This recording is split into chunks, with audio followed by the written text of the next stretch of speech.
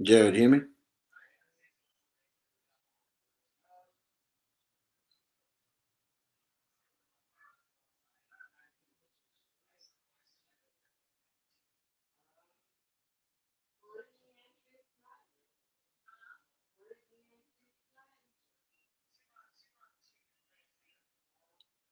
Okay.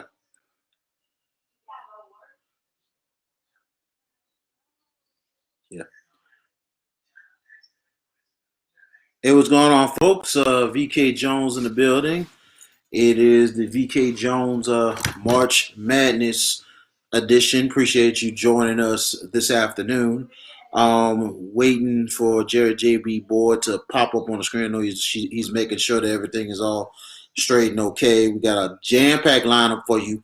So like, share, tag, and check this thing out. You know what I'm saying? Facebook Live and also on YouTube as well, joining us on the show. We're on until the 2:30 time, 2:30 Central Time, 3:30 East Coast time, which I am right now.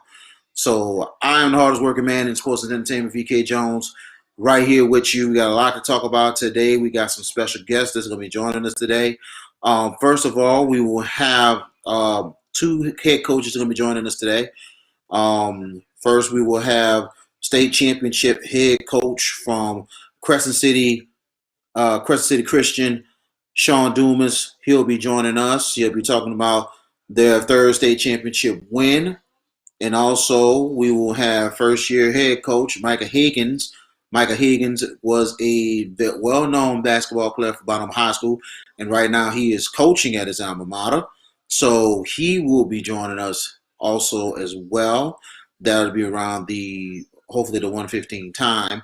We'll have him on, and then in the second hour, in the you could say the 1:30 hour, we will have hopefully we will have Jeremiah G Sports Gray joining us. And a couple other guests, hopefully, they will join us on some expert commentary, talking about recapping the high school basketball season and also talking about the NCAA March Madness has been going mighty crazy right now. So this is getting really, really interesting in itself. And also, we will have also an update on the VK Jones challenge, the bracket challenge that I have brought back this year. So, man, so join us. We got a lot going today. You know, had to be running like crazy. It is unbelievable that I'm like the Barbara Walters of this thing a little bit because now I have to just do specials more than just weekly shows. But pray for your boy, man. Just been a lot going on with me.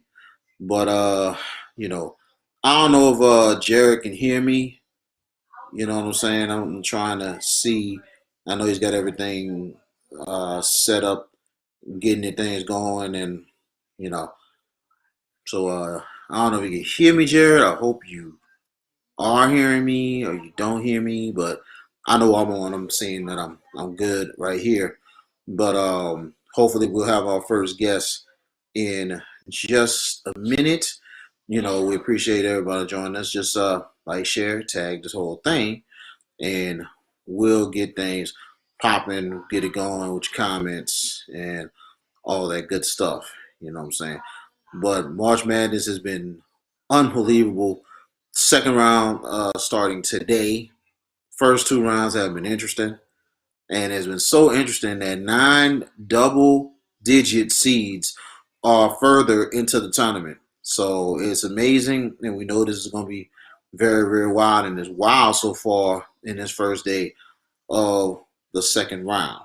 You know what I'm saying? So I'm wondering, I'm trying to see if Jared JB Boyd is joining us right now, hopefully. So I'm gonna check with him and see. You know, he must have had a late start himself, so that's very, very understandable. You know what I'm saying? But man, but trust me, we got a real good show. We'll be on till 2:30. So, like I said, so far, Wild second day, the 1 seed is a little bit in trouble as Illinois losing to Loyola of Illinois, the Ramblers. They're down 63-54 with 3:19 left in the ball game, and that's the first game of the day. We still have five more games that's going to be tipping. I'm going to say seven more games tipping off today as well. And up next on the lineup, the 1 seed Baylor is going to be playing Wisconsin, who took out North Carolina the other day. So now they will be taking on Baylor, the 1 seed, that will be coming up in the next about 35 minutes. Syracuse and West Virginia, an old Big East rivalry renewed since this has been a long time since these two played. They're playing against each other. Once again, two legendary coaches playing against one another. That will be around 5:15, maybe around the 4:15. Oh wow. Okay. Cool. All right. Okay, it's gonna be just me then. Prayers going to Jared. Jared had an emergency. Wow. So he had to get it. He had to go. So you know, everything is running through. But at the same time, I'll just get through this thing myself, and hopefully hopefully, big shout out to Shelby who's stepping up today. So, what I'm saying, just hopefully, they got some guests gonna be coming through. So appreciate everybody joining in. And Jared, hope things go well with you and everything else. Wish you the best. But hopefully we will have our first guest up in about a couple of minutes. And man, but what's been going on with y'all, man? We trying to survive in this COVID-19 thing. What I'm saying, and it's just been unbelievable. Things is opening up just a little bit more around here. And, sooner or later we're gonna get better and better more than anything else. Hopefully we'll be on the up and up. So, but like I said, things are opening up right now, mostly across the country and everything. But speaking of that, we talking about the top 28. The top 28 last week in Louisiana was unbelievable in itself. Crescent City was one of the teams who won the state championship. Hopefully, Coach Dumas will join us. And man, I mean, what a run! And what a run for Crescent City. They have made count them 5 straight trips to the top 28. So 5 straight trips for them, 3 state championships for Crescent City, a back-to-back one, and probably one of their younger teams this year. So that's what makes this team very, very scary. You know what I'm saying? Coach Sean Doom is doing a great job with the program. And I tell you, man, he's an alumnus of St. Augustine High School, a graduate of 2004. He was actually on the St. Augustine team that lost in the state championship against Brother Martin and DJ Augustine. It's probably one of the best state championship games you'll probably ever see. And he has done unbelievable going into he's been a coach now for 8 seasons now. And the year before he taken over Crescent City was 3-21 on the year, and then all of a sudden he has turned it around. Now Sean Dumas is now one. He has 150. Has a 156 and 94 record at Crescent City, including 3 state championships, 2 runner-ups, 5 top 28, and actually 5 state championship game appearances. So Dumas has done a great job and everything else. And big ups to him. And he has overcome a lot of things in his life to get to the point where he is, and he's doing an unbelievable job. And it's amazing that he's still at Crescent City and staying committed to the program and everything else.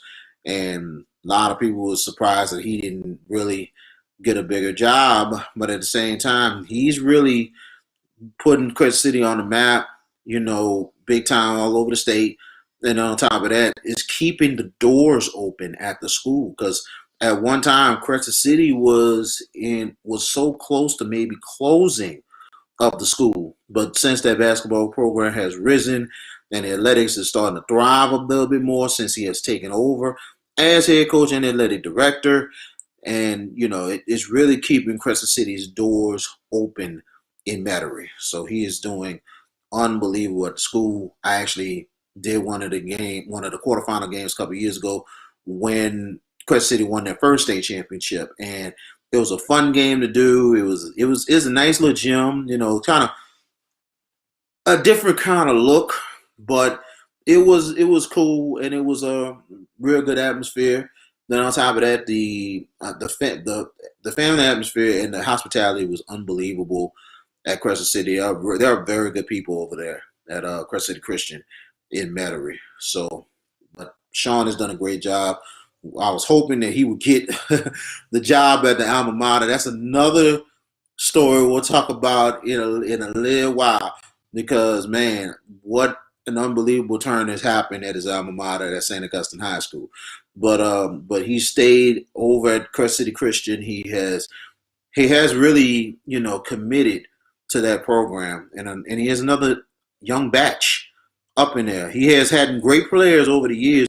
Byron Joshua is probably one of the best players that he has ever coached so far over at Crescent City. Now he has a couple other great talented players as well, you know what I'm saying, especially a name that's very familiar to a lot of folks out there. That's Derek Burdett Jr. If anybody don't know who Derek Burdett Jr., very talented, just a sophomore, very young.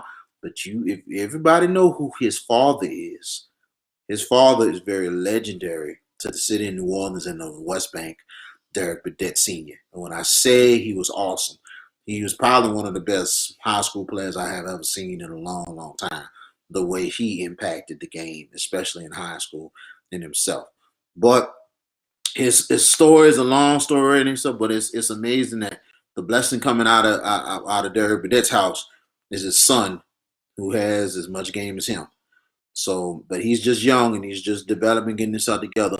But is one of Coach Sean Duma's best players, who is doing unbelievable, and young team at that. Not too many seniors on this squad. They had a huge victory against Calvary Baptist. The final score was 59-49 over in Lake Charles, winning the Division 4 state championship. They finished the season at 19-6. The thing about them is the fact they play a transition offense, but they thrive more on defense more than anything else. So they are really doing great. Jarek, he's talking about fast break. I know fast break can win you state championship. I think a bunch of teams have won state championships by kind of running the ball, but they really emphasize more on defense than anything else. You know what I'm saying? So, Tantalizer Tony, good to see you, man. I'm glad that you're feeling better. George Peppers, you funny. Very, very, very funny. Very, very funny. And guess what? I did not pick them in round one. I did not pick them. But everybody else, I'm getting my teeth kicked in right now on this bracket challenge. So I'm getting my teeth kicked in right now, especially after the first day. So, and then I think one of the Final Fours might be going down if they don't come back. So trust me, this is going to get really real if the score holds up and Loyola, Illinois up 7, 65-58, 131 left. Oh my goodness. A one seed might go down early. Unbelievable. And when I say unbelievable, man, it's crazy, because it's Illinois is one of the best teams in the country. They got hot at the right time. But hey, the Sister Jeans, they're here again. They're back. I picked them in the first round for the win. And I said to myself, man, the Sister Jean is back, man. Amazing. So we'll see what happens with that one. And hopefully soon we'll have Coach Michael Higgins joined us in a little bit from Bonneville High School. The first-year head coach, Coach Dumas, must have had some other things he had to take care of. He looked like he's not going to join us today. But at the same time, we appreciate him. We wish him the best. We wanted to get his thoughts on the season and also to talk about his alma mater, how St. Augustine has really have pushed forward with their basketball program. Oh, that's a nice point. That's an interesting point, George. George Pepper says maybe this is a product of the Big Ten beating each other down and them not peaking and beating each other down and them not at their peak for this tournament. Wow. You might be right, George. You might be right. But some of the Big Ten is surviving, some not. You see, I guess you seen what happened with Ohio State. And I hate to say it, trouble might be looming for Michigan too. But Michigan might wind up going as far as I thought. You know what I'm saying? Because after what happened with Texas last night, that really put a bone in this tournament a little bit. Really put it was just really crazy. You know what I'm saying? Because I did not pick Michigan to go to the Final Four, and the only reason why I didn't pick them to go to the Final Four because of the Livers injury. I'm telling you, Livers is a great all-around player. So I'll tell you, man, Michigan Wolverines, I think, still have a chance to get there. So we can wait to see what happens further now into the NCAA tournament. So hopefully we'll have Coach Higgins pull up in a second. You know what I'm saying? Shelby's doing the best she can to just make sure everything's going. Big shout out to Jared JB boy. Hope things are going here. Okay. All right. Let me see if I can get the volume on Coach. Coach, you might have to turn up the volume a little bit. Let me see. I can hear you. Can you hear me? See, yeah. Might have to turn up the video and the volume. I can hear you. I have both on. So I'm trying to get in contact.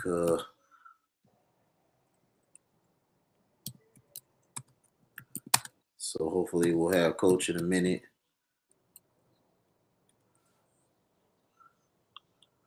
All right. Now I can't hear you, Coach. You still can't hear me? Okay. Hold on a second. Might have to switch things up a little bit. Hold on 1 second. Maybe it's the headphones. Hold on. Can you hear me? Maybe. Okay. Can you hear me? Okay. Coach, you hear me now? I can hear you. Can you hear me? I can hear you fine. Coach, you hear me now? Yes, I can hear. Okay, hear you. George says. Okay, George, I know you can hear him. Okay, you can hear me. Okay. It's something that I can't hear. I can hear myself, but I can't hear anybody else. But I think it's all good. You know what, Coach? Do me one favor. Mm-hmm. Go ahead and cut yourself off right quick. Come back on, and I see your video now. And I'm trying. Okay. I got you. Okay. Good. I hear you now. Awesome. So join us. Man. Yeah, I'm good. Join us right now is the head coach of the Bonneville Bruins, year number 1, and it was a good one for him. Coach Micah Higgins joining us right now. BK Jones Show, March Madness edition. Good afternoon, Coach. Hey, man, thank you for having me, man. Thank you. Good afternoon to you as well.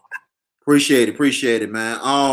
Man, I tell you one thing. This is one of the coaches that gives me a lot of respect in the media business, especially in New Orleans. And I know a lot of y'all miss me being down there. But when I heard your name being called as the head coach of Bonneville, I was very happy and excited for you because I remembered you as a player. Yeah. And at the same time, you've been right there with Coach Dyer for years. And now you're the man for the job.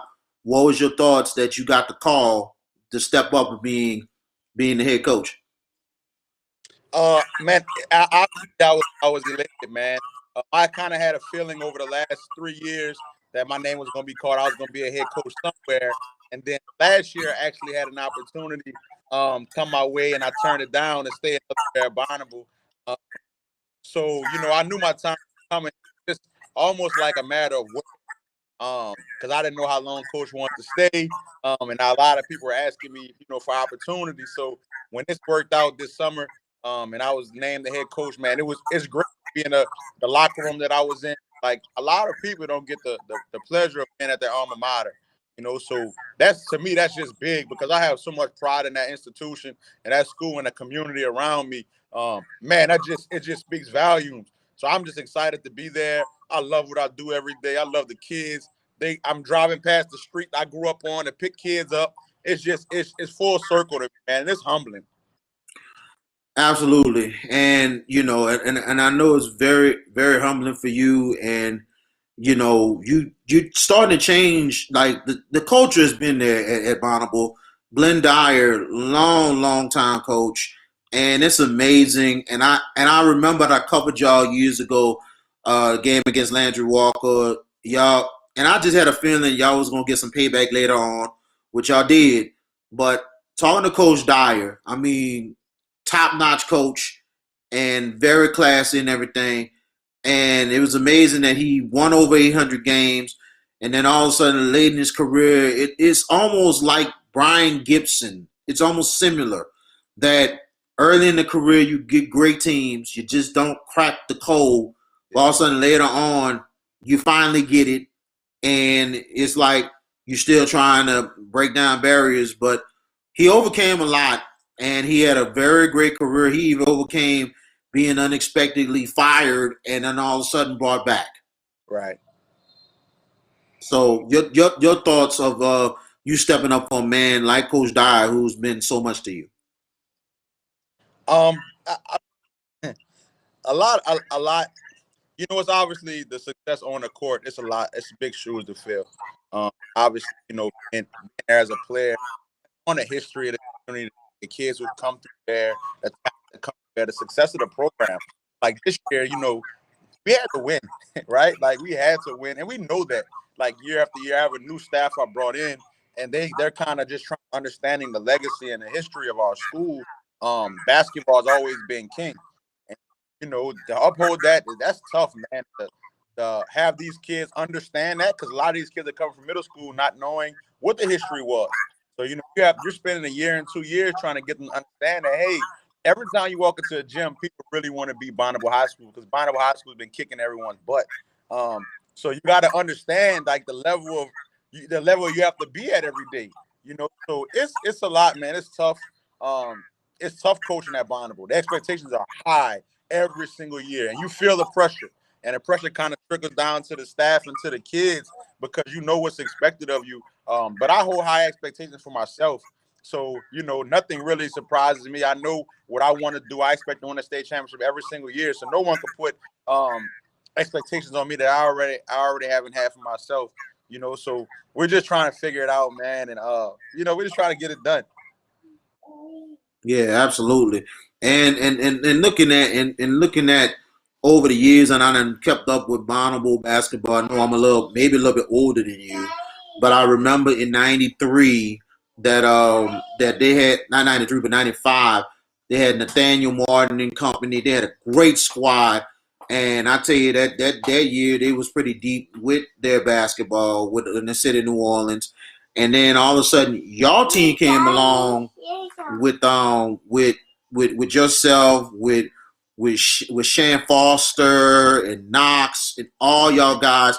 I thought that was the team that's going to get you over and win the title, because I didn't realize, and I remember the newspaper article, that y'all was so young and talented. Yeah. And I was like, this team is going to be dangerous, because at the time, John Ehret and West Jeff and all them teams was running it. And I'm like, Bonneville about to take over. Yep. But then y'all did good. Y'all went deep in the playoffs.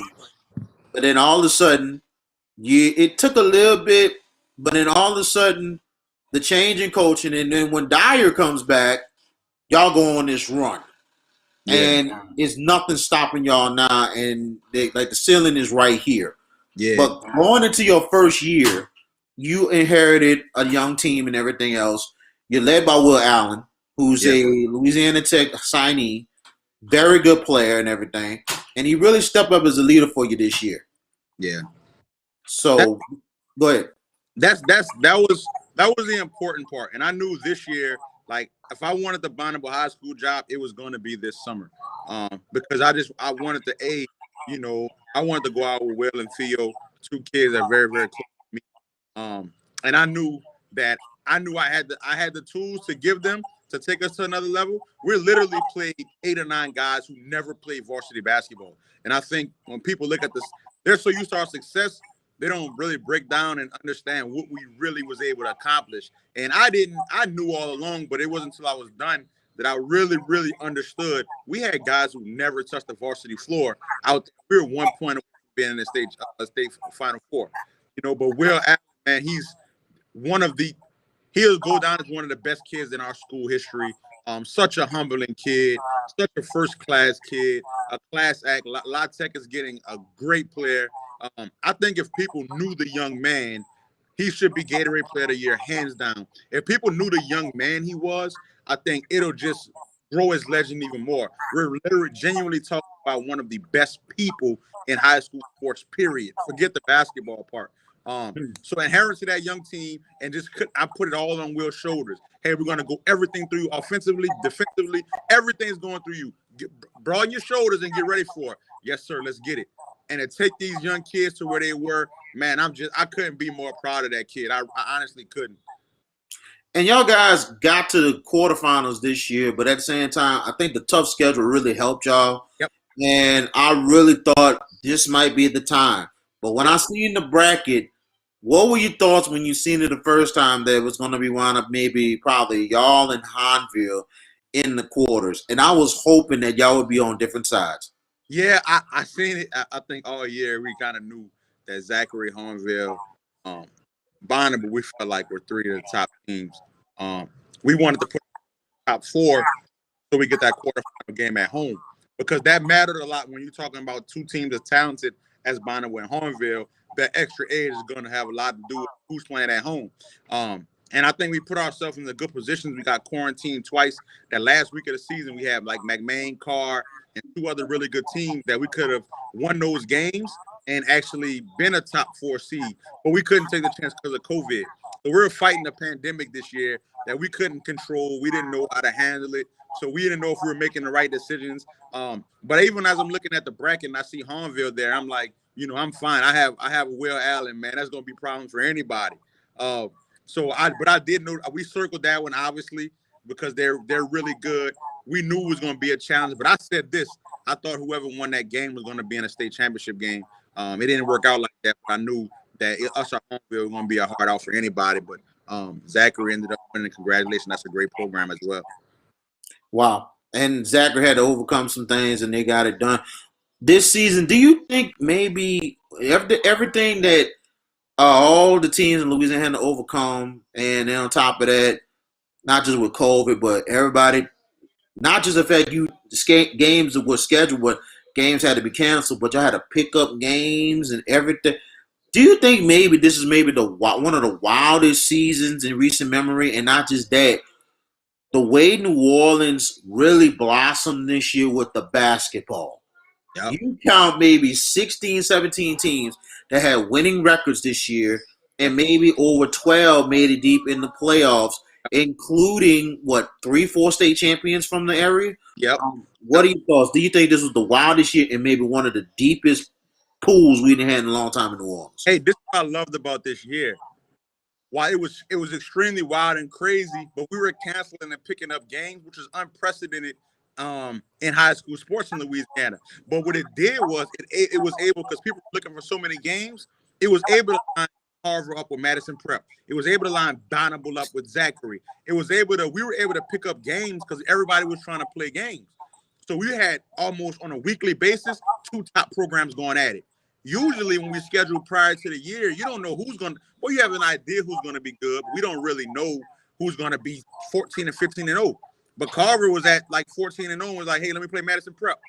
You know what I'm saying? Like that never really happened in past times. So we were able to like pick our matchups. And one thing I'll say about the city of New Orleans, we didn't back down from anyone. Nobody ran from anyone. You were looking up like, why is Hornville playing Carver? Why is McMain playing? Yep, everybody get it. And I like the new coaches, the young coaches taking over because everybody's kind of like, man, we competitive. Let's get it. I'm not running from you. I'm not running from this. Who the best team? Let's play. And that's why I think the changing of the culture with a lot of these young coaches in the city, I'm in love with it. And you know, also people don't realize, man, how close these coaches are. And we're all competitors, but we're all really close. So I think going forward, if we can have that kind of time where everybody's playing everybody, and it's just good basketball for the city. And that's what made us be ready when it comes to the playoffs. Carver and McMahon, they were ready because they played a schedule that was nuts. And all of us did. And that's what I think it was great for our city. Best year. Yes, it was absolutely great. It reminded me of the years of the 90s and stuff when you had a whole bunch of teams. I ain't never seen a year like this when you had all these teams winning and these first-year head coaches making huge impacts. Yes, sir. And it's amazing. And at the same time, we know what's going down the line, what's the future and everything. Carver McMahon was unbelievable. I was shocked to me with that one because I thought it would be close, but Carver will pull out the win. Yep. But I did not expect McMahon, and one side didn't surprise me because they're familiar with him. Yeah. The other side was, can they get it done? And they did it. And it was like, I always say, and I say this, some people might be hard to believe. I say this may be one of the biggest upsets maybe in top 28 history. Yeah, because you look at the schedule. Carver wins, they might maybe have one of the best championship resumes we've probably ever seen. Yes. Probably one of the top 5, because the last time you had some kind of a great resume like that was Landry Walker's first state championship in 2014. Yep. So it was amazing, and I couldn't even believe it. And Stephen Kelly has to get all the credit in the world for having a great game plan to just try to just slow Carver down enough to make it close. Yeah. Hey, listen, I'm Steve. I'm hey, you turn me right now. Steve's downstairs, and I just told him I'm coming to a podcast. And he laughed, but that's my guy, and Nate's my guy too. I told Steve flat out, I thought you had zero chance of winning that game. I thought you had zero, and me and you, I won him every weekend. I thought he had zero chance to win that game. What he done with that program, what he's done with McMahon program, man, it speaks volumes of the man. They hired the right man. They got the right guy in charge. He has a great staff. They're perfect for those kids, and they're gonna be tough for years to come. You know, they're in good hands, and you love to see that, man. You love to see a young coach in the city leading his team leading the program in the right direction, and them having success. That literally, like you said, that probably was the biggest upset we can ever remember. Is it Coach Kelly? Is he in his second year or first year? This is Coach Kelly's third year. Okay. Third. Okay. Yeah, third. Okay. Okay. I'm just making sure because I know he's a young coach. Yep. And I know Nathaniel Roche is in his, I think, 4th season at Carver, or 5th season.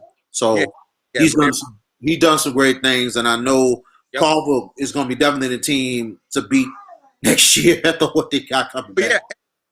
But you know what this year taught us? We were giving Carver the state championship in December, right? Like in December, everybody had crowned 4A.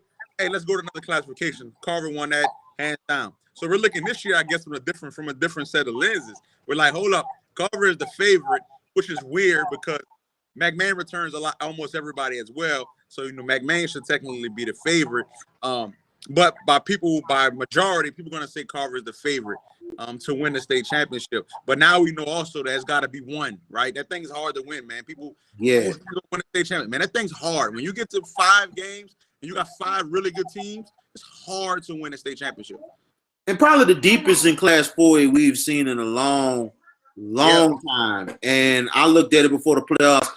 I still probably had Carver to win it, but I just had a feeling. I'm like looking at this brackets. I was like, wow, 4A is more deep, and we're not even talking about Peabody.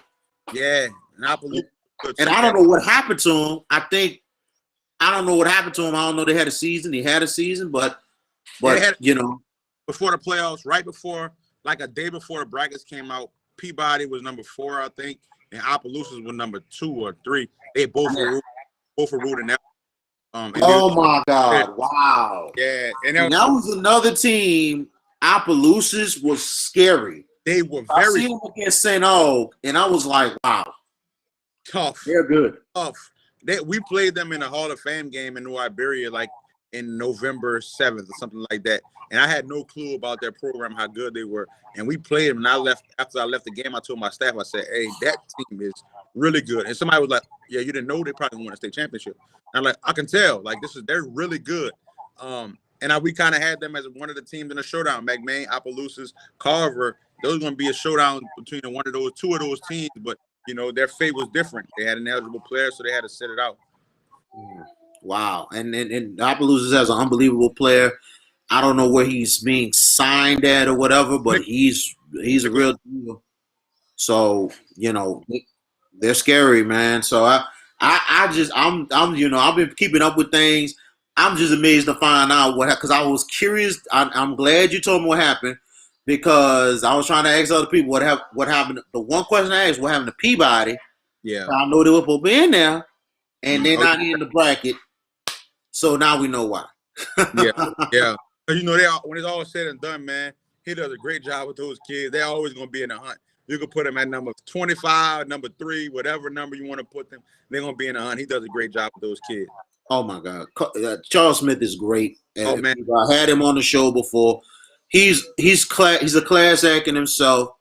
And people talk about Bernard Griffin, Brian Gibson. I'm like, don't forget about Charles Smith. Yeah, he's respect, because like I'm from New Orleans. I've been born and raised there. I'm a graduate of St. Augustine. But at the same time, when I worked in the media, and I worked there for over like 12 years, Coach Higgins, it's amazing what you find out more in public schools, in the state and around the state and everything, around the areas. It makes you like really think and like respect a lot of these programs. Like a great example, I got a friend, a coach friend of mine that he was coaching, I believe Morris Jeff, that made it deep in the playoffs, and they played against Rayville in the quarters. And I said, I told him, I said, he was like, I think we can take. I hope we can take him. I said, be humble, bro. I cover Rayville. It's a different beast. It's nothing to play with, man. They nothing to play with, and the score reflected in itself. Yeah, they're a different beast, man. They're a different beast. Oh my God. But places like that, you know, you have to have an appreciation. You know, I have a big appreciation for people who can't go get outside the home. They can't play because it's hard. But we're able to sustain honorable, man, with just Kenner kids. And you know what's crazy? The top 2 or 3 Kenner kids every year are still being recruited out and going to private schools or even going to public schools in the city, right? So, like, when you're able to have that kind of success, and I don't even have the top kids. There's 3 or 4 high school kids right now who are bondable kids, live in the neighborhood, like within walking distance, who are playing in other programs. Like, you bring those kids and them kids stay home, you're talking about undefeated seasons. I'm just being honest. You know, those kids that, like, they fight in New Orleans for the kids, and they come out in Kenner and grab some kids. But when you're talking about people who had to win with their neighborhoods, the Rickyvilles, who are winning with their small city, right? You're talking about the Port Allen. You're talking about all those schools who's winning with kids in that area. That's what I'm saying, because that's hard, man. That's hard. I literally have to wake up and watch who walks through my doors first day of school and be like, all right, here's my team. I'm choosing from you guys. Not I'm choosing from the entire metro area, right? Like, I don't get to do that. Yeah, and I agree with that. And things are changing more anyway because of the fact I think they're going away from attendance zones a little bit because of the fact, you know, parents, they're trying to find the right place. Some going overboard with it, but some they want to try to find the right place for their kid to not just go to school, but have a chance to be successful. And what you have right now is really, really good. That's going to set you up, especially the first year that you had it. It's going to set you up for years to come. Yeah. But at the same time, it is going to be a fight because of now what happened, not just knowing how good Carver program is, now what happened with McMain this year. what happened with Sophie B. Wright, what happened with Crescent City, what happened with St. Augustine, Right. which was one of the biggest, like maybe feats and mountains and peaks that St. Aug had to climb. Like some people said, yeah, they won their 6th state championship, but I'm like, it took them 10 years to do it. Yes, for sure. So it was a long, long time to do that. You know what I'm saying? So, but regardless of that, last question I'm gonna ask you, Coach Micah, and I'm gonna let you go ahead because we're gonna get into this panel discussion and stuff like that. We see, I believe that's Jeremiah G. I don't know. Let me see. I know pictures kind of up and down, but Doomis, like that's Doomis. oh, it's Sean Doomis. It's Sean Doomis. What's up, my brother? That's Doomis. See, I can't see you because you put you up and down, but I see you, bro. Sean, I'm humbled to be on the line with you, man. Oh man, don't you do me that, man. How you doing, man? You stay right there. Coach Hagan, stay right there. Coach Doomis, you stay right there too, because I would thought it was one of my panelists, but I'm glad you came. Man, we got Sean Doomis joining us right now, head coach of Crescent City. We talked about you earlier, but I'm glad you came on. How you doing, bro? I'm doing well, man. Please pardon me being late, man. We up in Houston. Oh, no problem, man. No problem. We all got life things going and everything and all that. I'm gonna get to you in 1 second, but I'm glad you come on the show and congratulations to you. State championship number 3 at Crescent City, man. It's big for you. Big time. Thank you so much, man. God is good for sure. But I mean, in my absence, you did have the great Micah Higgins. You know. There you go. Yeah. See, you know what I'm saying? I'm glad you came on. Just stay right there, Sean. I'm gonna definitely keep you on, Michael, so you can just check this out if you want to. Michael, I know you have the balance. I know you balance a lot with yourself, with this coaching, but also you have a daughter as well. You know, we deal with a lot with her and everything. How it is that you have to balance head coaching now, and teaching, and also raising a little girl. Because I'm in the same boat. Like I'm think we all in the same boat. Me, Coach Doomis, and yourself. I have a 2-year-old little girl. So I have to take care of things with that and a sick wife. So what it is with the balance between working and taking care of your little girl? It's definitely tough. It's this year moving over a chair, and I'm still like I haven't relinquished any duties in a sense. Like I had a new staff first year, so my machine isn't well oiled yet. Like Doomis' machine is oiled, so his assistants probably know what's what. Just getting my feet wet with it, and they're learning as well. So a lot of the nights, man, I'm coming home. My she's in bed at 8:30. I'm not getting home till like 8:24 some nights. So I'm going them 6 minutes, man. I'm in the bed. I found sometimes this year I just slept with her. Until like midnight or 1 o'clock, I get up and go into my own bed. But just spending that time and then not having her at the gym this year because of COVID, like that hurt too, because she would spend a lot of time in my games. So I had that built-in time with her, and at practice she would come sometimes, but COVID set a lot of that off. So I think this year it was tough. I missed a lot of time, but right now I'm digging a lot of the summertime. Like right now I'm home early after school. I'm spending a lot of time with her, man, to kind of make up for some of that time. I think as I get more seasoned and more veteran, I'll learn how to balance two a little better.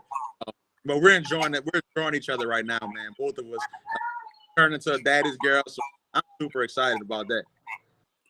Absolutely, man. I know that's huge. That's huge for you. You know what I'm saying? I feel the same way when I have to take care of my little girl, and it's crazy, especially when I go to work and my little job. I come back, Daddy. It's like, wow. Yeah, it's not when you're a girl's dad. It's different. I wanted a boy, but when I found out it was a girl, I was like, well, God, I'm 40 something, about to have a kid. God has blessed me with a girl, so I'm gonna go with it. So and I love my daughter. Yep. My daughter just clings on me like I don't know what, and it's crazy because it's unbelievable looking at the story when she was born. Kind of like my wife kind of had a little procedure before she had her, and then I'm the first one she sees. So she been clinging on me since. That's awesome, yeah. She's great. But Coach, you got a young team this year. you got a great future next season. How things looking for Bonnable next year? It might, like I said, it might be your time next season.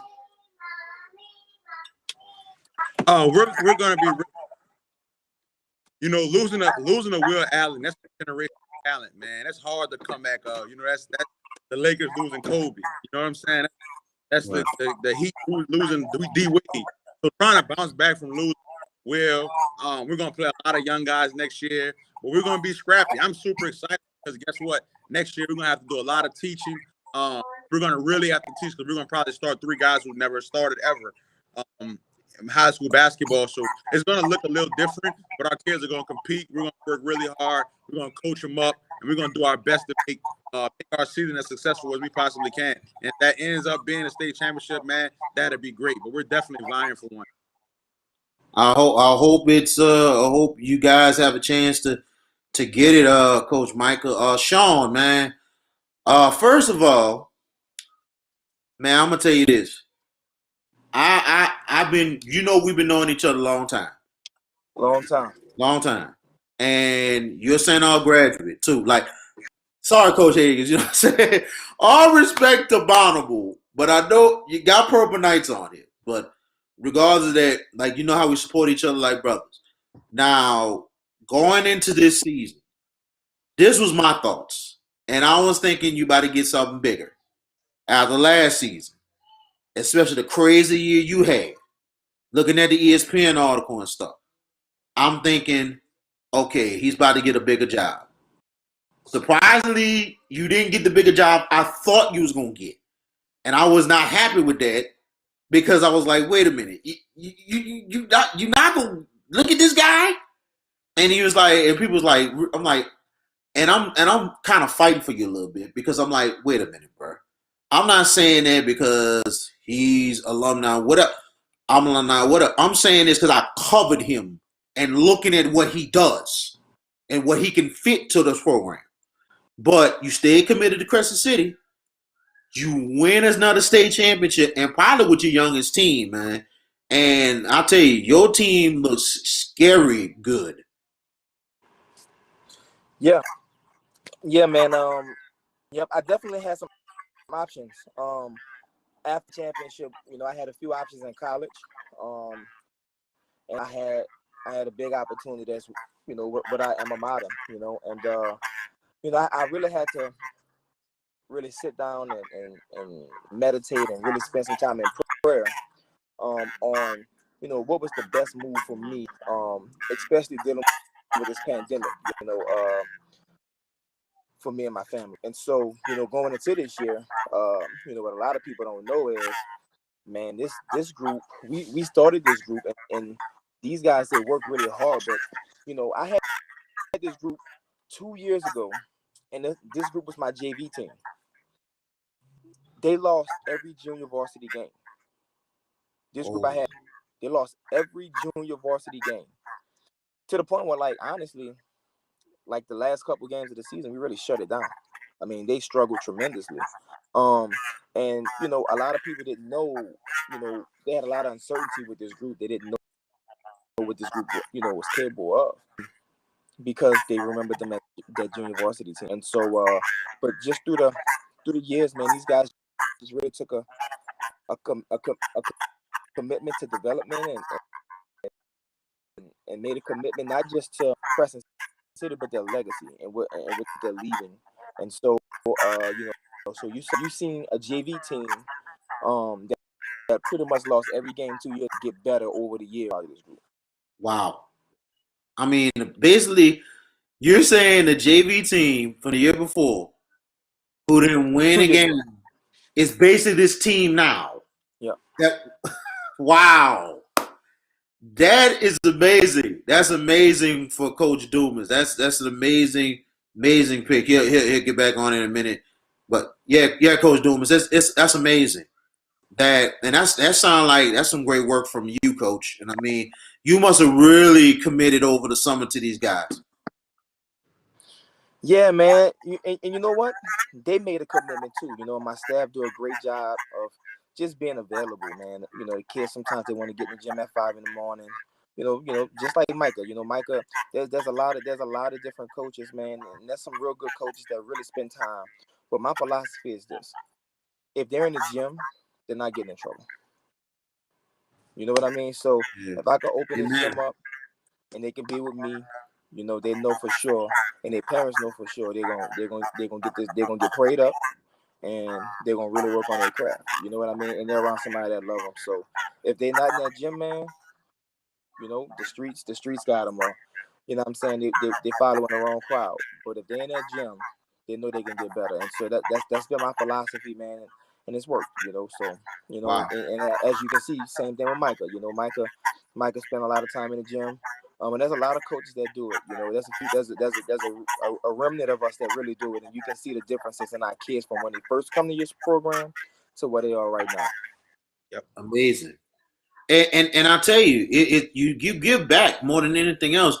You even let you use your gym for multiple things. You even did a little urban league up in there too with Coach Torrey Davis and everything, man. I was like, bro, I'm like, this dude opens up to people. And I'm like, yeah, Coach Doomas gets it, bro. He gets it. Basketball saved my life and football saved my life. Like, I can't lie to you. I probably wouldn't have a college degree if I ain't play sports. I'm just keeping it real with you. And Michael can say the same thing. I'm pretty sure you got to. I probably wouldn't have a college degree. Like, that's the thing that motivated me to stay out of trouble. You know what I mean? Yep. And so I'm able to utilize this gym to even do that for grown-ups. You know what I'm saying? Grown men, keep them out of trouble with the bubble program. You know what I mean? Like, I think about, I just had a conversation with one of the guys in my league. I said, well, listen, I said, for the first time, you got one league that have every team that have uniforms. You got guys that's committed to something. So normally when they'll go out and do something stupid and go to jail, they make a decision like, man, I gotta be there for my team. You know what I mean? Like, we're talking about grown men. So basketball is still saving lives. You know what I'm saying? Same thing with the youth. You create opportunities to get them in that gym, and those kids are gonna be better students because they won't go to practice at night. They're going to be better sons and daughters because they want to get to practice. You know what I mean? And so they're making better decisions because of the game of basketball. And so this thing really impacts lives a lot more than we give it credit for, Absolutely. And looking at your careers, your college careers, Coach Michael, you went to Talladega College, right? Coach Michael? Well, we'll ask him for a second, hopefully. Coach Michael? Yeah, I hear you. Yeah. You went to Talladega, right? Yes, sir. Yeah. And that program is really thriving right now in the NAIA, man. You know what I'm saying? Was things like that the same way when you played? Because when I started covering Xavier and Dillard a little later, and then all of a sudden here comes Talladega, and I was like, man, these cats can play, man. Yeah.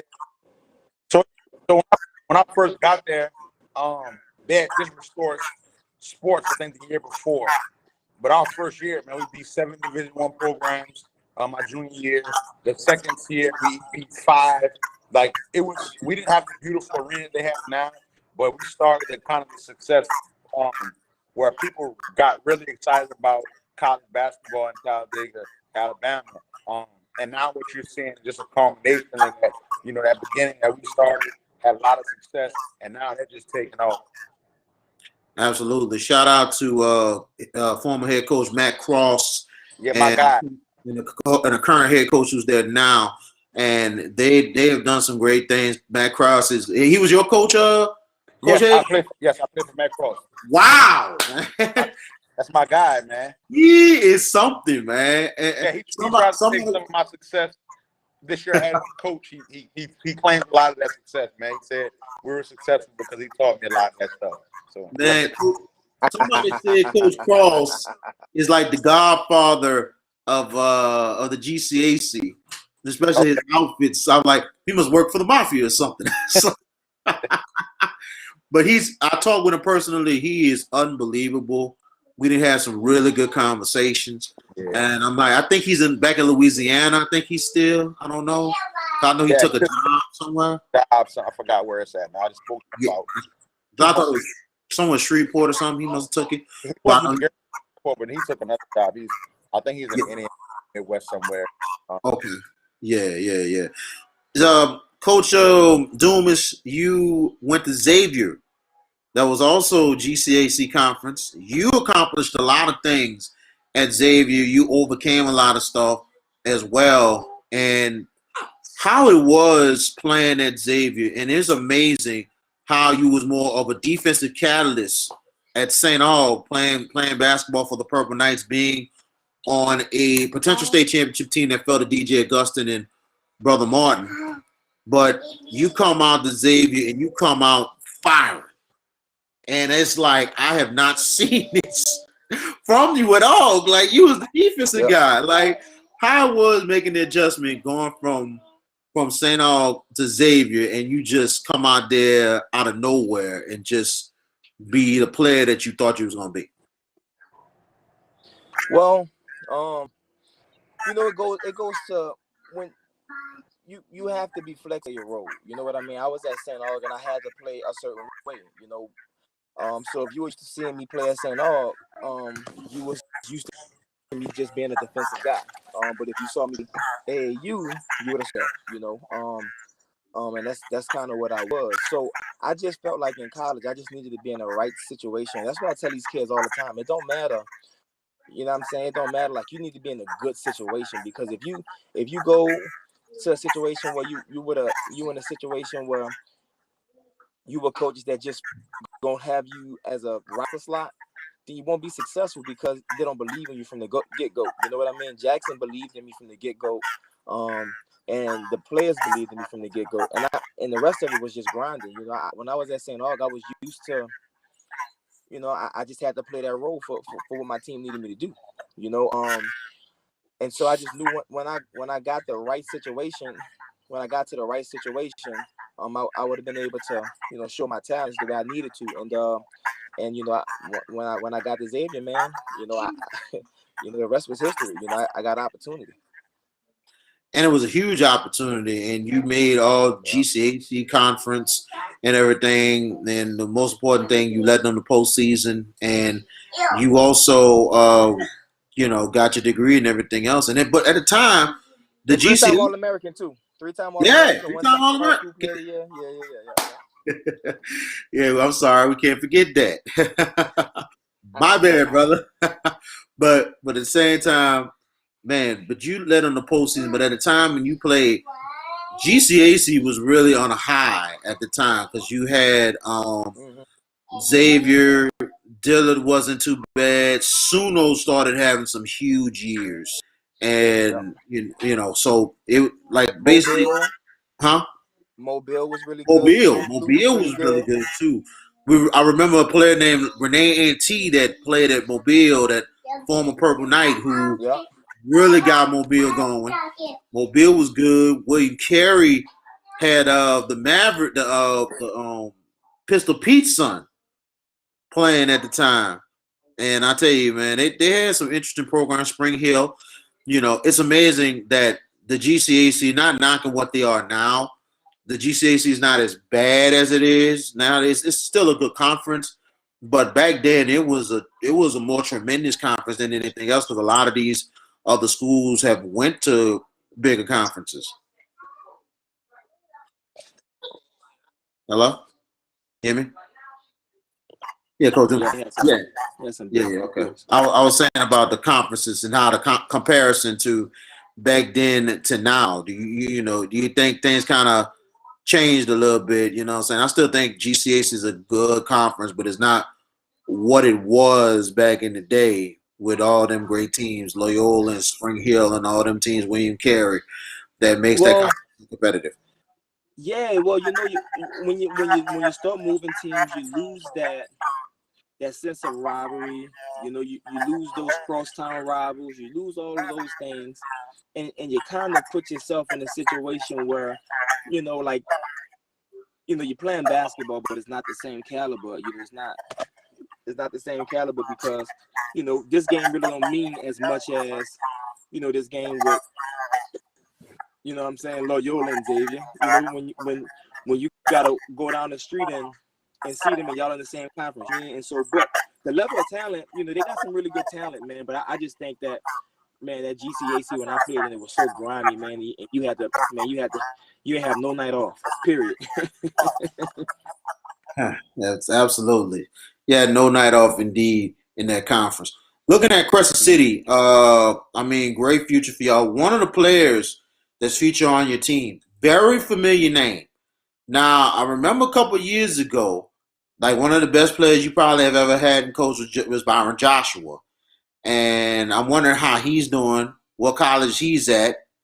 But also you had a guy, I believe it was let me get the name right. I think his name was Terrence. Trying to remember. Tall dude. I'm trying to remember. Terrence Smith. Yeah, Terrence Smith.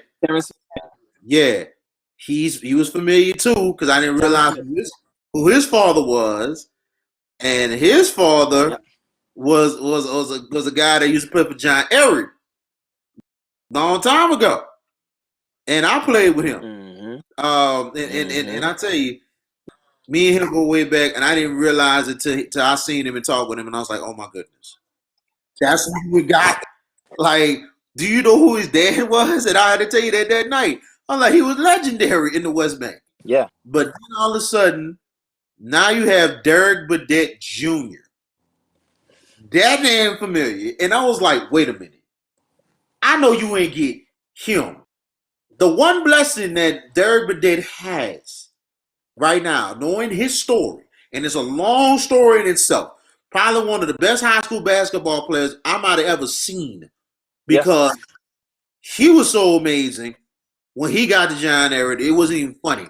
How you come in like as a freshman and you coming in averaging 22 a game and you just making shots over people, dunking over people.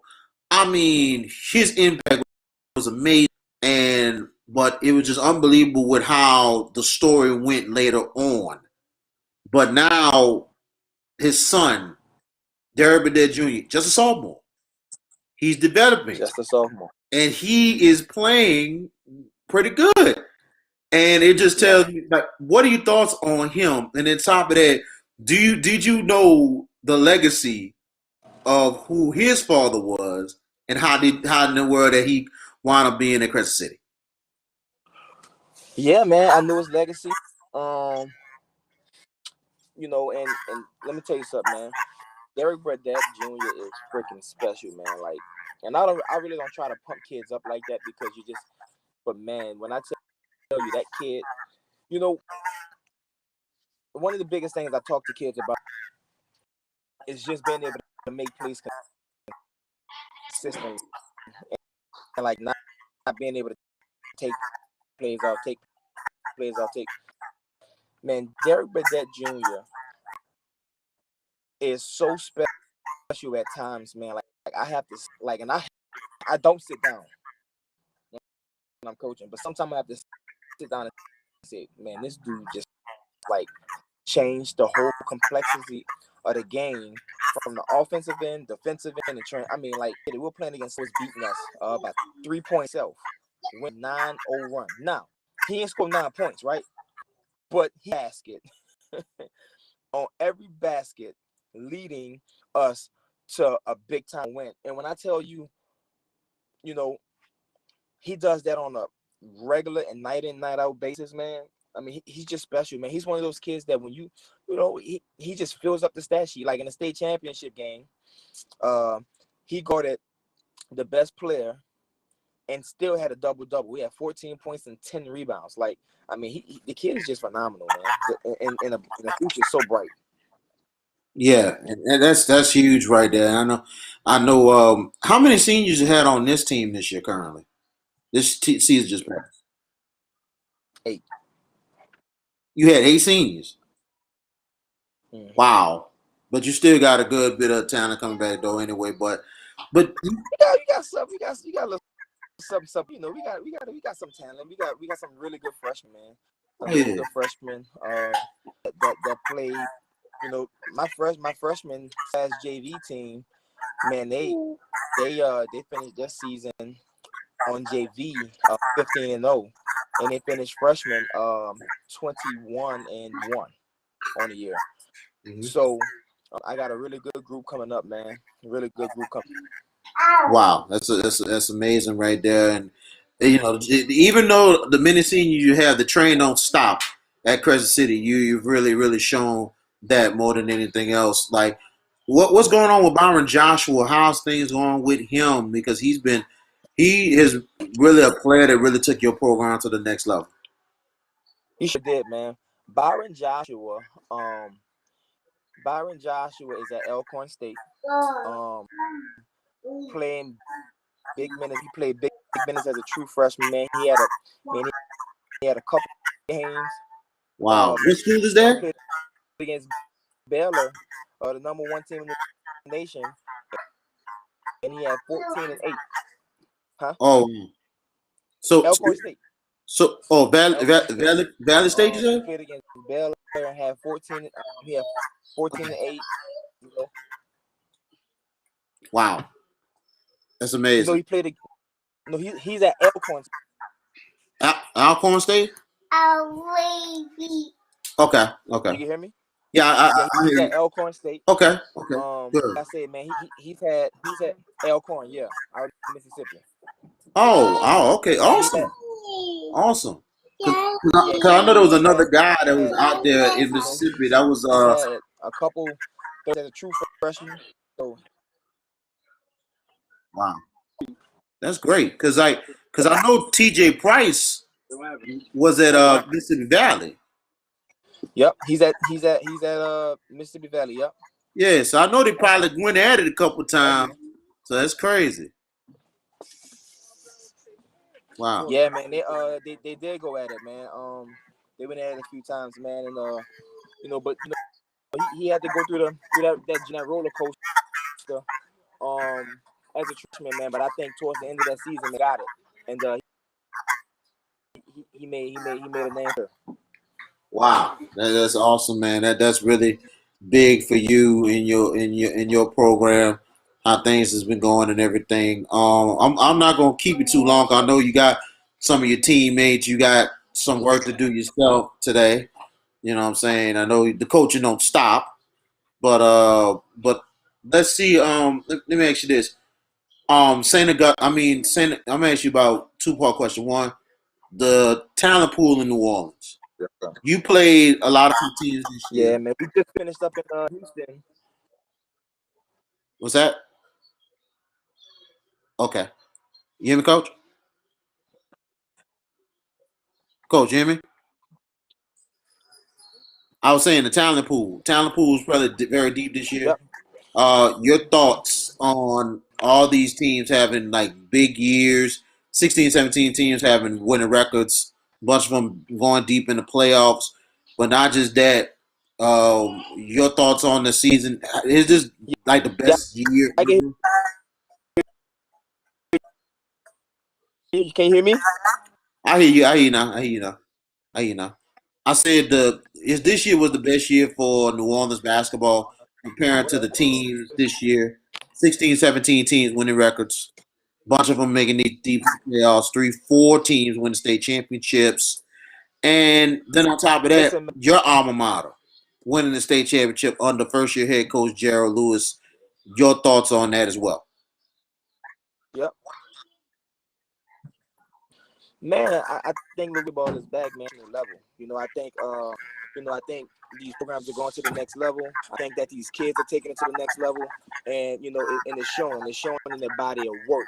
New Orleans basketball, like we were well represented this year, and LHSA champions. But not only just that, man, just around, man. Like you can go in the gym now, we can go watch real good basketball. And it ain't been like that since I think I've been in high school. You can go in almost any and watch some real good basketball, and you can say, well, this kid's a player, that kid's a player. So Louisiana basketball, New Orleans basketball, all of that in the whole, man, is back, and I'm super excited about it. Absolutely. Your thoughts on your alma mater, St. Augustine, winning the state championship under first-year head coach Gerald Lewis. Coach Lewis really proved me wrong, and he's really worthy to be the head coach of St. Augustine, finally getting over the hump and beating Scotlandville. I know you was a very happy man to see that, but not just that, a bunch of other Purple Knights making impacts. Yourself, Corey Scott at Morris Jeff, and man, I tell you, man, St. Augustine really, really coming up. Coach?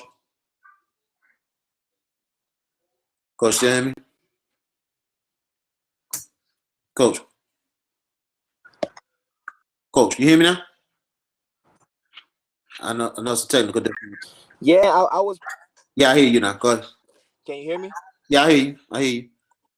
I was saying your thoughts on St. Aug winning the state championship. Good thing when it's a great thing. Yeah, absolutely, man. I'm excited about that, man. Mata had some success, man, and Jerry Lewis did a great job this year of beating the odds, you know. And he came and improved himself, man. And that was a big time win for the school, you know. Beating, you know, they've had our numbers in the past, you know, and so him coming in and winning that ball game was big time, you know. So I'm super excited about it. Absolutely. But I'm going to let you go ahead and get with your team. I know you got a lot of things to do. I thank you so much for taking the time out to join us on the VK Jones Show on this March Madness edition. I thank you so much, brother. Congratulations to you on the year. We'll still keep in contact with each other. We'll have you on another show. And we wish you luck the next season, man. Hopefully it might be three-peat for Crescent City.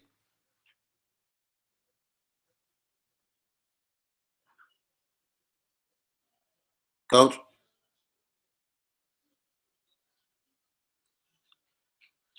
Sean Dumas? Sean? Coach Dumas? Okay. That's Coach Dumas. Sean Dumas of Crescent City Christian joining us on the show. We thank him for joining us. Coach Michael Higgins as well. Thank them for joining us. They're in the middle of getting ready for the Summer League. So, Coach, thank you. Appreciate you. Yeah, you know, sometimes phone lines get kind of up and down and everything, but I appreciate him coming along. Better late than never. But you know, hopefully we'll have one of our panelists joining us in a little bit. We might have to make this a little quick on some of the topics. You know what I'm saying? Because of the fact that the fact that our interview went over, but it was good to have the coaches on because it was at the right place, right time.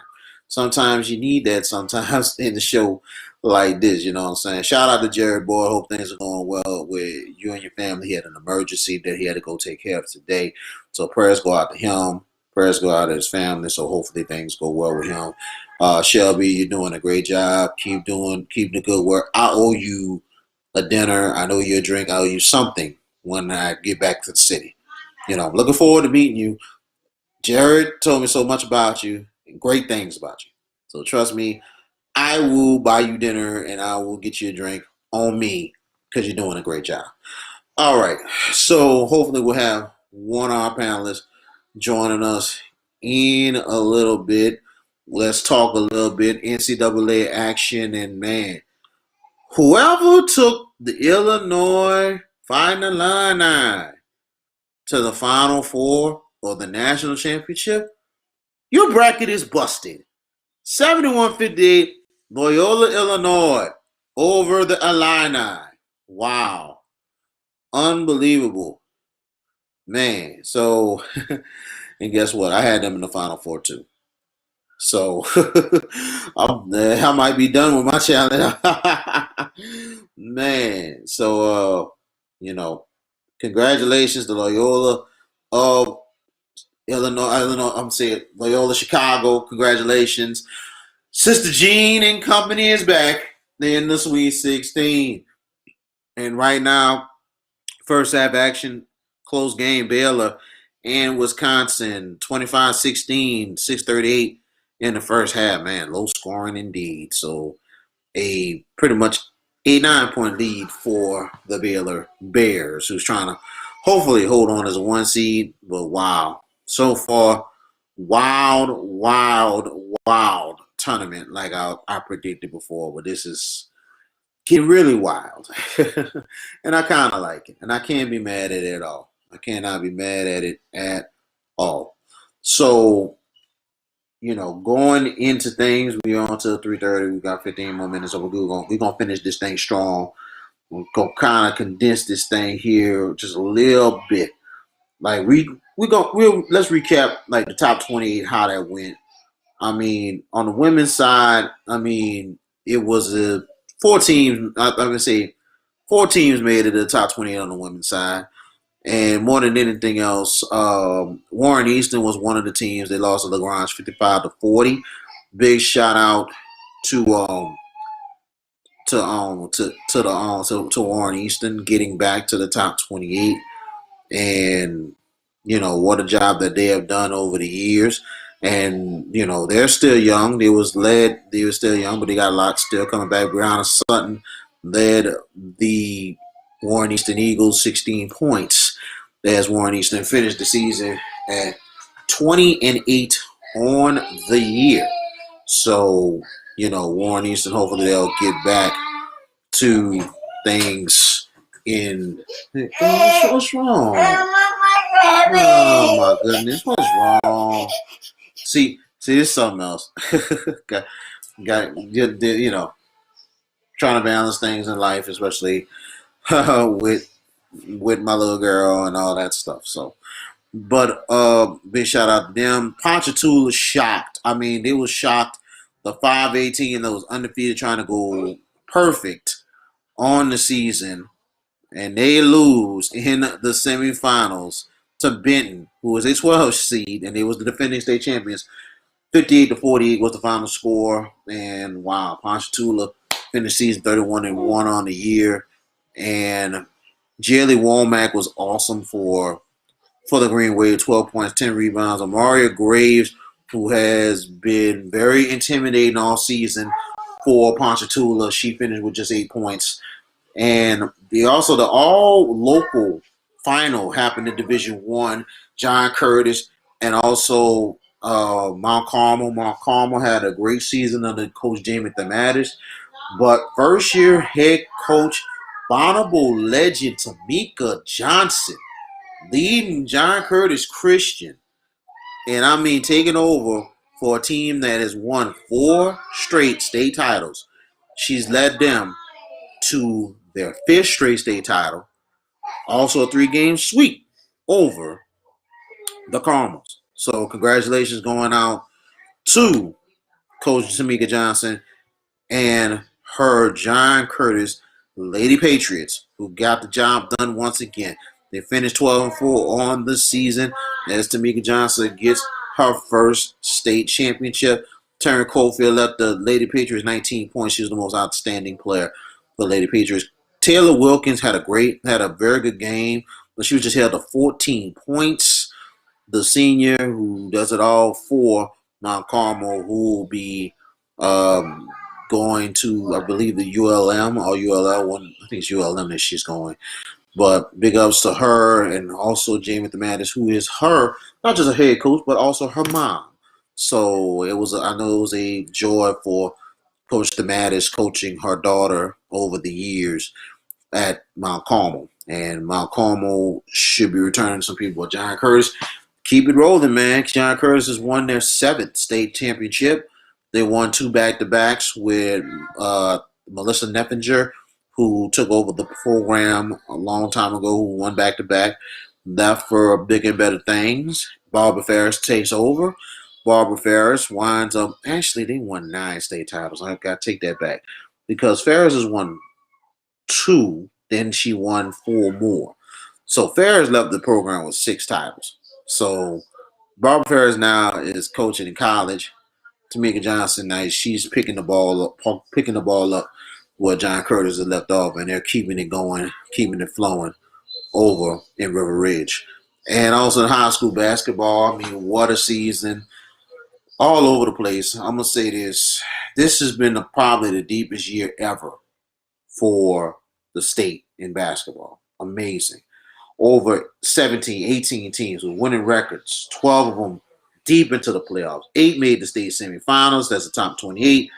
And about 4 of the teams were first-year head coaches. St. Augustine, who was one of the teams with a first-year head coach. That's Gerald Lewis. Congratulations to him. Congratulations to the Purple Knights. Huge victory over Scotlandville. I mean, what a battle that was. 47-44. Purple Knights, 6th straight state championship. But the first state championship in 10 years. And I mean, it's a long time coming. They got it done. And it took a long time to even beat Scotlandville. Scotlandville has been a big thorn on St. Augustine's side, but don't be surprised. Scotlandville will be back. Carlos Sample has a very good program, and they'll be back very hard again. And I think they might have to try to get a deeper bench because they've been getting by with maybe an 8-9 man roster. But now they might have to go a little deeper because I think the bench kind of wore down St. Augustine in the state championship. So St. Augustine wore down Scotlandville's bench in the state championship more than anything else. Crescent City wins the state championship. Newman comes up short. Shout out to Coach Livingston, Randy Livingston, trying to get Newman's first state title since 1993, since he played. But they'll be back next season. Cannon Jefferson is amazing. He's going to be unbelievably. He's going to be highly recruited next year. And then also you look at all these other teams, all lacrosse, Helen Cox, also Landry, Rob Wallace at his alma mater his first year. Very good first year for him. They got a real good future over there. You have Cox has a very good future. You look at Morris Jeff. You look at Sarah T. Reed. You look at all these other schools. Joseph S. Clark, who got into the state semifinals this year in Class B. So shout out to them. They got a great future. Booker T. Washington. They got a real good future. Edna Carr. We can't forget about them. They had a good year. And what a year for them. And it culminated in the state championships this year, especially the big one, McMain and Carver. And Carver beating McMain twice. And all of a sudden, McMain probably pulls off maybe the biggest upset in top 28 history. They beat them to the final score of 49-48. Came down to free throws. So it was a 1-2 seed. The Mustangs very familiar with them. Very, very familiar. Reason why I say maybe the biggest upset, because you look at the Carver's record. Carver finished the season 29-2. Carver would have won the ball game. Carver would have been 30-1 on the year. They would have been 30-1 on the season. That would have been very much amazing in itself. And possibly that will be probably one of the greatest championship resumes we have seen in a long time. And you look at Carver's resume. They started off the season 15-0. First loss, they came to Madison Prep, 62-45 at Madison Prep. And then Carver reels off 14 straight wins going into the state championship.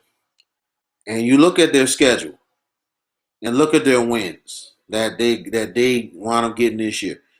They get a 10-point win against East Ascension on the road, 5-point win against Plaquemine on the road, 2 premier playoff teams.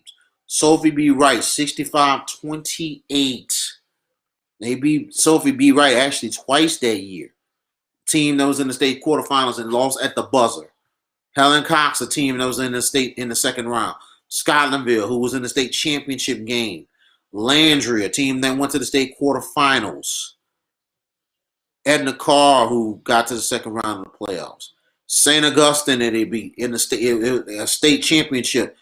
St. Augustine team they beat. They also defeated Ellender, a very good Ellender team. They got to the state quarterfinals. They beat a good Slidell team, a good New Iberia team. Also, they beat McMain twice this year. Port Allen, a state championship team. Salmon, a good state power. So you look at it, man, Carver would have had a great, great resume for that year. Kind of reminds you of Landry Walker 2013-14 with the wins they had that season. Like you look at it, wins against Helen Cox, who was really good. McMain wasn't a bad team. Scotlandville, they beat Scotlandville that year. They beat St. Aug.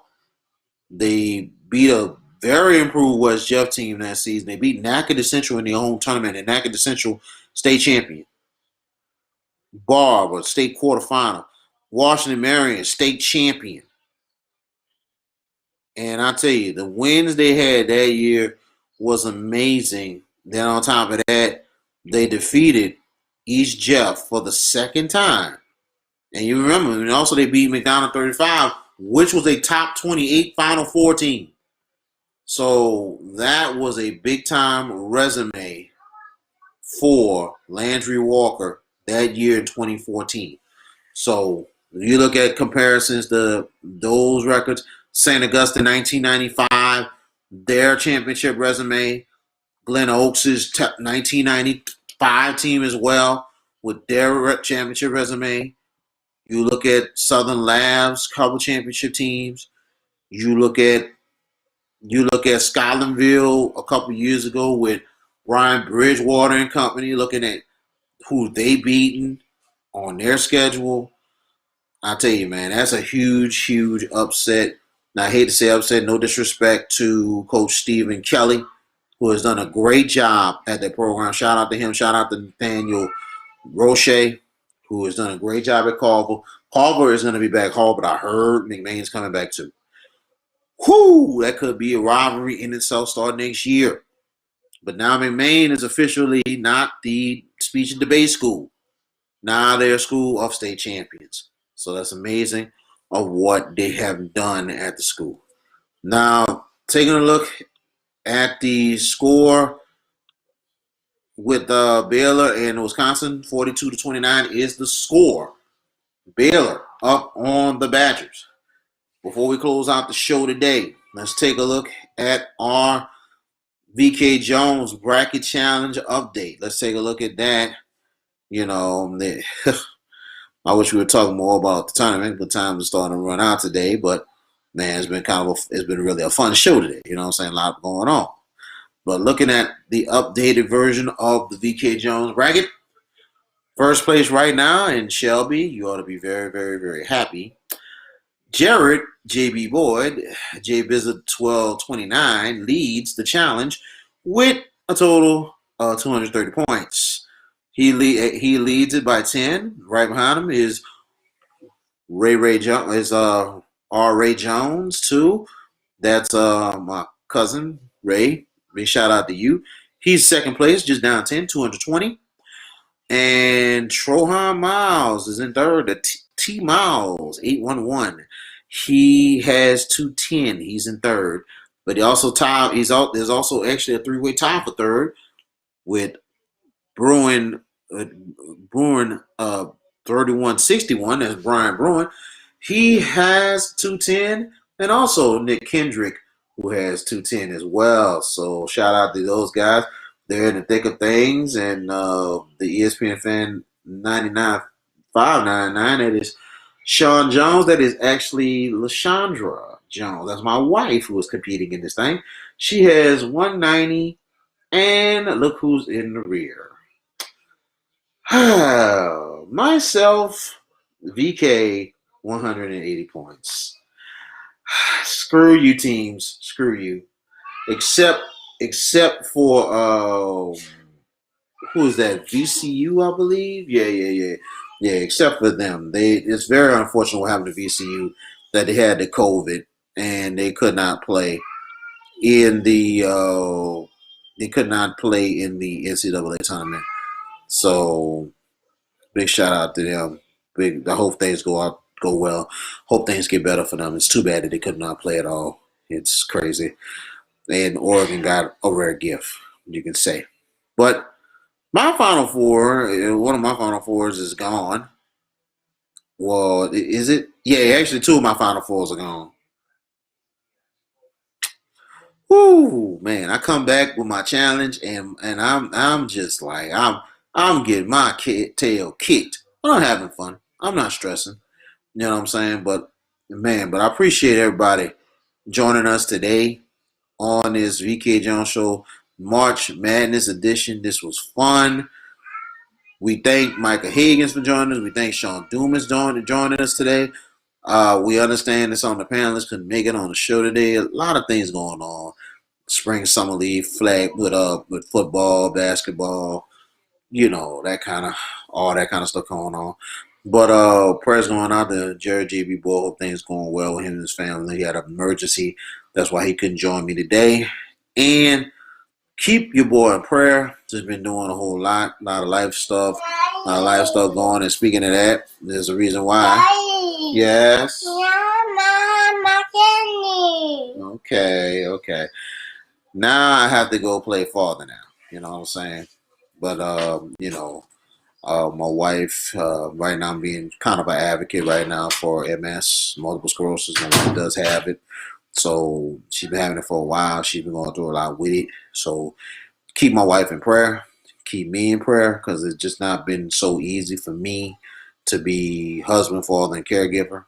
So that's why I have not been doing a lot of shows at all. That's why I've been doing a lot of once in a while type of stuff, whatever, like today and everything else. But keep your boy in prayer. I really need it. It's just been a lot going, trying to get all this stuff together and balance stuff at work and all that. So let me go ahead and get off this thing. But we thank y'all for joining us. We, wish y'all the best. We'll let you know we have another VK Jones special. And hopefully we did our best to give you what we can give you today, despite of what's going on. But life happens. Life happens all the time. So, man, God bless y'all, one and all. You know what I'm saying? Stay safe. Don't drink and drive. And please put your mask on, 6 feet. Eventually, things will be over, hopefully by this year, and we can get back to life in itself and normalcy. All right? So keep me in prayer. Keep Jared in prayer. We'll see you on the up and up. We'll let you know when we have another special VK Jones show, y'all. And also, Miss Shelby Groves, great job to you. Shout out to you. Thank you so much for all your hard work today. Great job. Or your drink. Are you dinner and a drink on me? On me. When Jared finally introduced me to you. You got that. All right, y'all. Y'all be cool, man. God bless y'all. Peace.